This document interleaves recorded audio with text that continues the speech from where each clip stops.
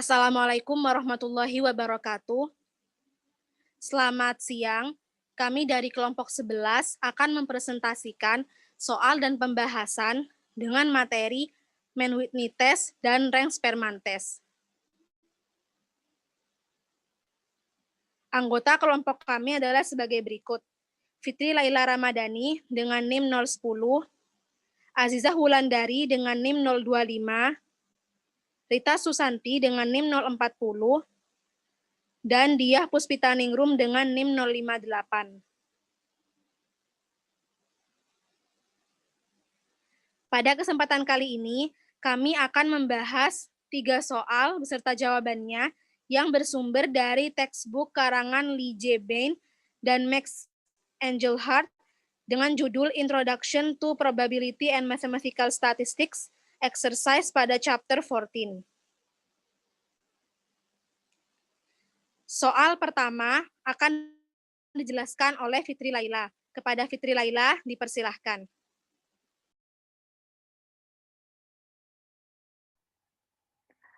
Pada soal pertama, terdapat data lifetime lampu di dua periode A dan periode B.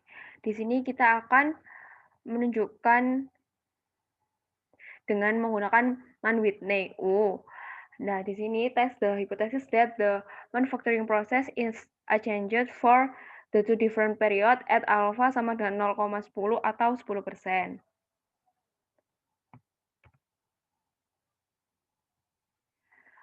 Hal pertama yang dilakukan yaitu mengidentifikasikan hipotesisnya. H0 tidak terdapat perbedaan manufacturing proses pada dua periode di lifetime lampu. Hipotesis alternatifnya terdapat perbedaan manufacturing proses di dua periode lifetime lampu. Terdapat alfa sama dengan 0,1. Di sini daerah tolak H0 jika Z kurang dari min 1,65 atau lebih dari 1,65. Dan juga apabila p-value kurang dari alfa. Yang pertama, kita meranking dari data tersebut.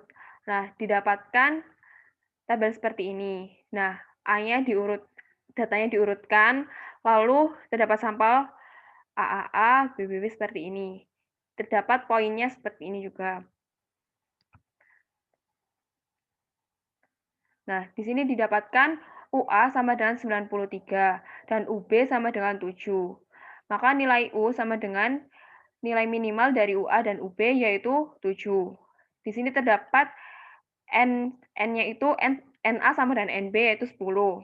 Maka dari itu dihitung nilai Z-nya. Z sama dengan U min NA kali NB per 2 dibagi akar NA kali NB dikali NA plus NB plus 1 per 12. Didapatkan nilai min 3,25. Lalu di sini kita juga menghitung nilai p-value-nya yang didapatkan dari sama dengan 2 dikali probabilitas Z kurang dari min 3,25. Didapatkan nilai 0,0012.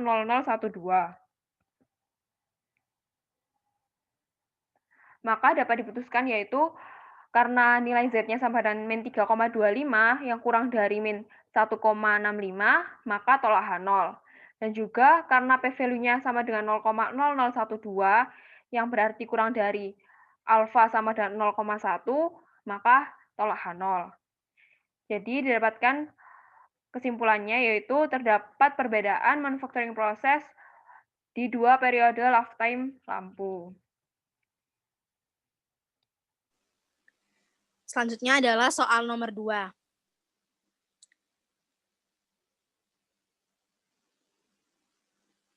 Oke. Jadi, the following fatigue failure times of ball bearings were obtained from 2 different testers. Jadi, diperoleh data banyaknya kegagalan produksi ball bearings yang diperoleh dari 2 eksperimen. Test the hypothesis that there is no difference in testers. Kemudian, diminta untuk diuji hipotesis dengan hipotesis tidak ada perbedaan pada dua pengujian tersebut. Digunakan alfa sama dengan 0,10%. Dapat dilihat di tabel datanya, jadi ada tester A, yaitu pengujian atau eksperimen A, kemudian tester B itu adalah eksperimen B. Next. Langkah pertama yang harus dilakukan adalah merumuskan hipotesis. Jadi di sini H0-nya, there is no difference in testers toward fatigue failure of ball bearings. Jadi tidak ada perbedaan pada dua eksperimen tersebut dalam menentukan banyaknya ball bearings yang gagal. Kemudian H1-nya adalah terdapat perbedaan pada dua eksperimen tersebut dalam menentukan produksi ball bearings yang gagal. Kemudian yang kedua adalah state alpha. Di sini alfanya sama dengan 0,10 atau sama dengan 10%. Kemudian yang ketiga adalah state decision rule. If Z less than min 1.65 or greater than 1.65, so that reject the null hypothesis. Jadi kalau Z-nya itu kurang dari min 1,65 atau lebih dari 1,65, maka keputusannya adalah tolak H0. Begitu pula jika p-value-nya kurang dari alfa, keputusannya juga tolak H0. Next. Langkah selanjutnya adalah calculate test statistik.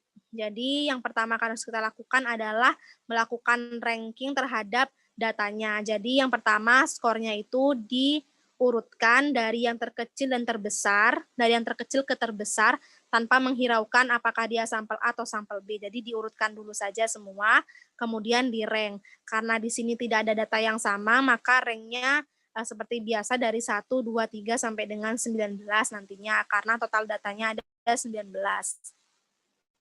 Kemudian setelah kita rank, kita berikan identitas apakah skor tersebut termasuk kepada sampel A atau sampel B seperti yang tertera di PPT berikut ini. Kemudian untuk points-nya, di sini pemberian points-nya adalah dengan melihat ada berapa banyak variabel B setelah variabel A.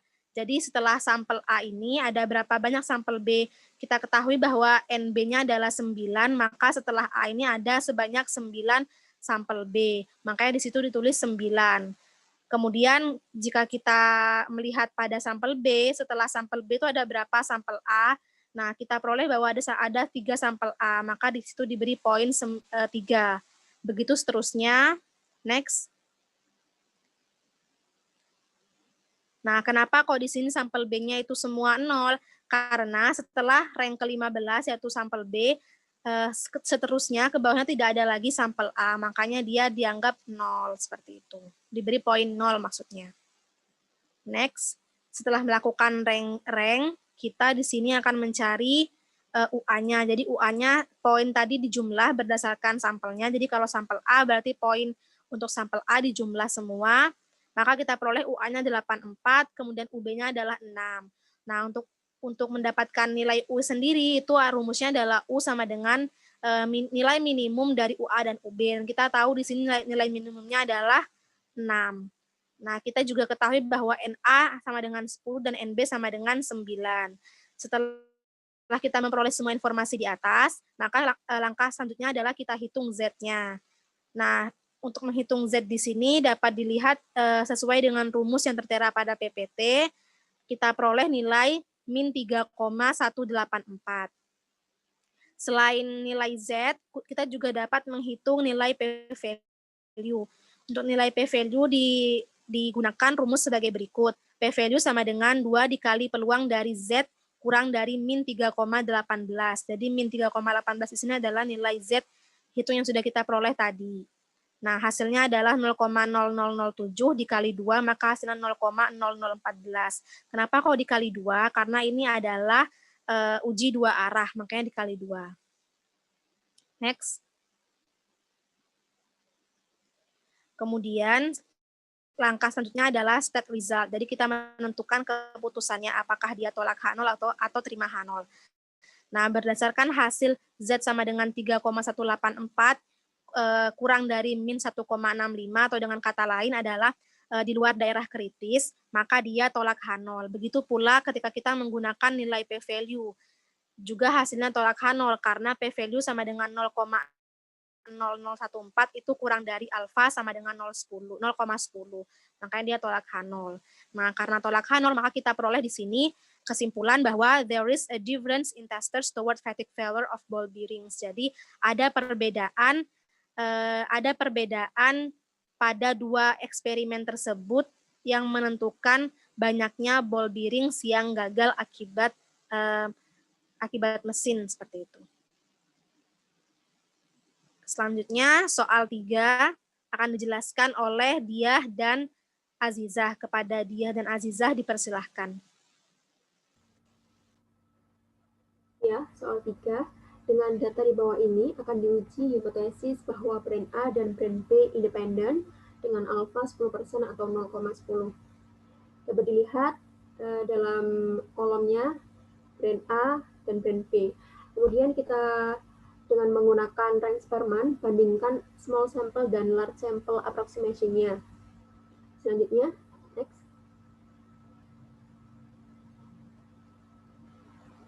Jawaban dari soal 3, langkah yang pertama kita mendefinisikan hipotesisnya terlebih dahulu. Untuk H0, the brand A and brand B samples are independent. Untuk H1-nya, the brand A and brand B samples are dependent. Dengan menggunakan alfa 10% atau 0,1. Next.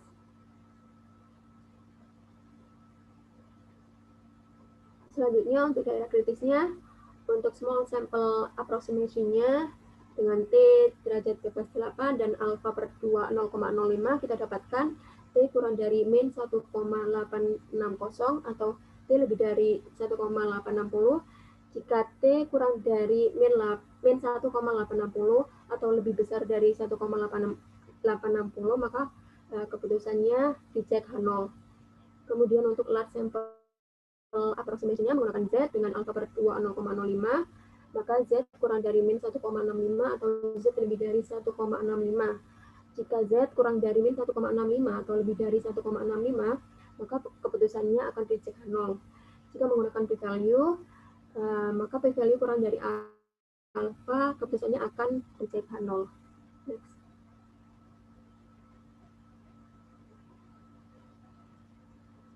Kemudian dari data yang sudah ditampilkan pada soal tadi, kita melakukan rank pada brand A dan juga brand B. Kemudian dari brand A dan brand B ini kita hitung selisihnya yang dapat dilihat pada kolom DI. Kemudian dari kolom DI tersebut kita kuadratkan, dapat dilihat pada kolom DI kuadrat. Setelah itu kita hitung sigma DI kuadratnya didapatkan sebesar 129,5. Next.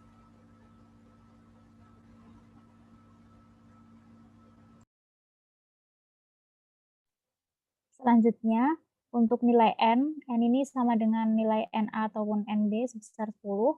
Kemudian kita menghitung korelasi range Spearman-nya atau RS, dan rumusnya sama dengan 1 min 6 kali sigma I sama dengan 1 sampai N sama dengan 10, DI kuadrat per N dikali N kuadrat min 1. Hasilnya 0,215. Untuk pendekatan sampel kecil atau small sample approximation, kita menggunakan statistik uji T, dengan nilai T-nya itu diperoleh dari RS dikali akar N-2 per 1 min RS kuadrat. Nah, untuk hasilnya sendiri sebesar 0,623. Untuk nilai p-value diperoleh dari 2 kali peluang T kurang dari min 0,623 atau bisa juga dengan 2 dikali P atau peluang T lebih besar dari 0,623. Hasilnya akan sama sebesar 0,541930. Next. Untuk pendekatan sampel besar atau large sample approximation, kita menggunakan statistik uji Z, jadi kita memerlukan nilai simpangan baku dari RS-nya.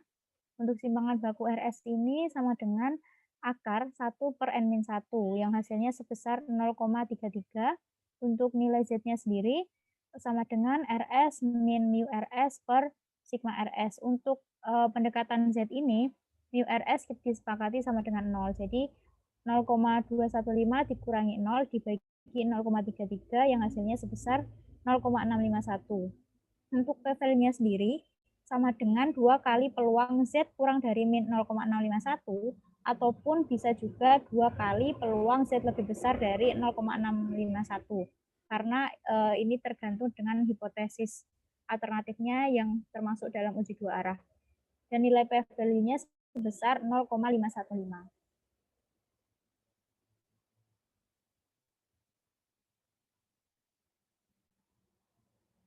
Untuk keputusannya, untuk sampel pendekatan sampel kecil atau small sample approximation, jadi karena nilai T-nya sebesar 0,623, ini di luar dari daerah kritis, kurang dari 1,850, dan dia juga nilai p-value-nya lebih besar dari alfa, jadi keputusannya fail to reject H0 atau gagal menolak H0. Untuk pendekatan sampel besarnya, karena Z-nya juga sebesar 0,651, ini di luar daerah kritis, kurang dari 1,65, dan karena nilai p-value-nya sama dengan 0,515 lebih besar dari alfa, sehingga keputusannya adalah fail to reject H0. Jadi kedua pendekatan ini sama-sama gagal menolak H0. Next.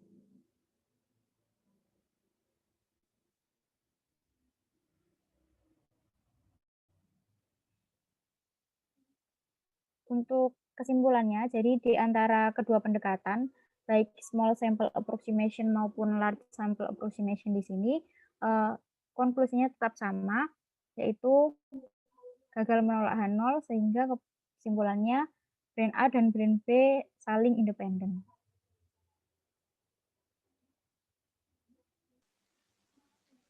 Sekian presentasi dari kelompok kami. Kami mohon maaf jika ada kata-kata yang salah. Terima kasih atas perhatiannya. Akhirul kalam. Wassalamualaikum warahmatullahi wabarakatuh.